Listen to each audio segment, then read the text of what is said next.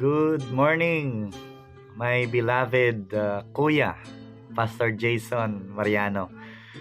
Ako ay nagpapasalamat sa Panginoon na ikaw ay nagdiriwang ng iyong kaarawan, maligayang kaarawan, ngayong February 19. At ako ay napakasaya na sa bawat pagdiriwang ng iyong kaarawan ay aking naalala ang kadakilaan at kabutihan ng Panginoon.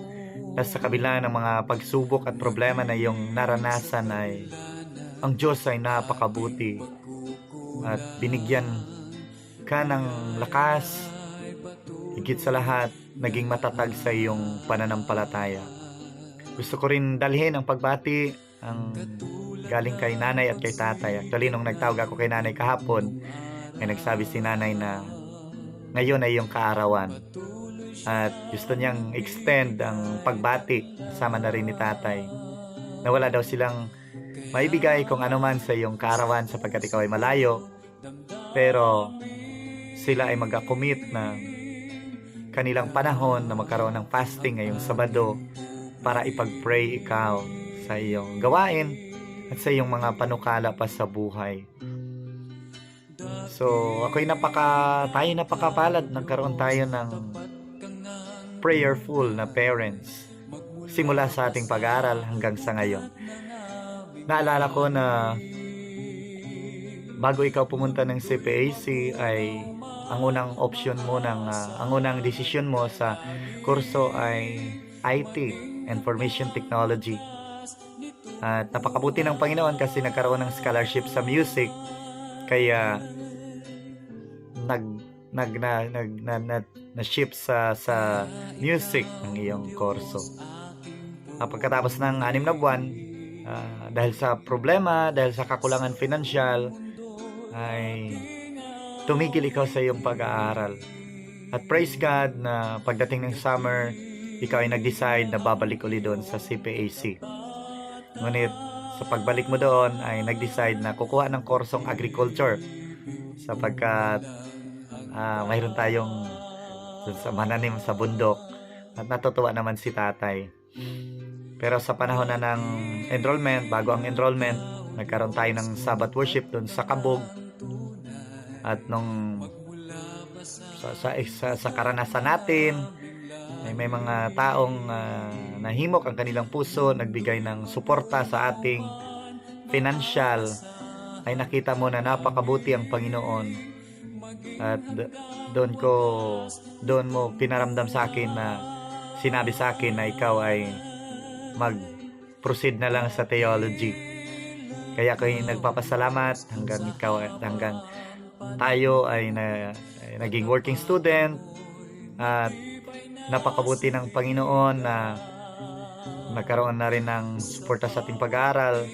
Naranasan ko kapag wala tayong pagkain ay nagkakanvas para lang magkaroon ng suporta sa ating pag-aaral. At nung ako ay nakagraduate, ako ay nagpapasalamat kasi nagpatuloy ikaw sa theology as a working student, nagstay ikaw sa faculty house. At ako ay nagpapasalamat na maraming mga taong sumusuporta sa iyo, nagapalangga, at kahit naman dumating ang problema, hindi maiwasan na may mga pagsubok noon sa iyong pag-aaral, ay pumunta ikaw doon sa Romblon para sumama sa akin. Tayong dalawa ay nag-canvas at napakabuti ng Panginoon. Naging successful yung ating ministry doon at may mga pagsubok at may mga problema hanggang ikaw ay nagkaroon ng sponsor. At ako ay masaya na nagpatuloy ka sa iyong pag-aaral. At ako'y natutuwa nung ikaw ay nakagraduate 2022, nakagraduate ng Bachelor of Theology. Na kung ako'y nakapagtapos ng 6 na taon, ikaw ay umabot ng almost basta sobra 8 years. Kaya ako'y na-amaze ako sa iyong pinapakita na ikaw ay porsigido kahit ang hirap ng sitwasyon. At ako din po ay nagpapasalamat kasi last year ikaw ay naaprubahan as intern at Kaya itong taon na 2024 isang blessing sa ating pamilya, sa iyo, at ganun din po sa akin na parihong buwan ang effectivity na tayo ay na-intern at naglilingkod sa Panginoon bilang isang district pastor. So ngayong araw ay gusto ko lang i-share ang maikling mensahe ito yung mabasa sa chapter 1 ng Wanted a Good Pastor, na ang sabi po doon, itong paalala ay makakatulong po sa iyong paglilingkod, at ito din po ang aking ginagawa. Number 1 is we need to recognize that we are nothing. So, sa ating paglilingkod, isipin po natin na wala po tayo talagang magagawa. Kung mayroon mang magagawa ay yun ang Panginoon na sumasama sa atin. At pagkatapos nating ma-recognize na sa ating sarili wala tayong magagawa, then it will lead us to surrender to Jesus. Yun ang magtulak na tayo ay magsuko na lang ng ating sarili sa Kanya, sapagkat wala tayong magagawa. And it will lead us also to seek God through His Word. Yan ang magtulak sa atin pagkatapos ma-recognize wala tayong magagawa sa ating sarili, din magsuko tayo ng ating sarili sa Kanya, at yun ang maghimok sa atin upang tayo ay magbasa ng Kanyang mga salita. At pagkatapos nating nakita ang Kanyang kabutihang mga panukala sa magitan ng Kanyang mga salita, is we cried out to God in prayer. Yun ang time na tayo'y maging mapanalanginin. And we learn to trust and believe His promises.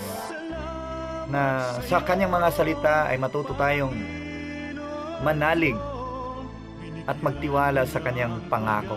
Ang Diyos ay laging tapat sa Kanyang pangako. Hindi niya tayo binibigo simula pa sa ating pag-aaral.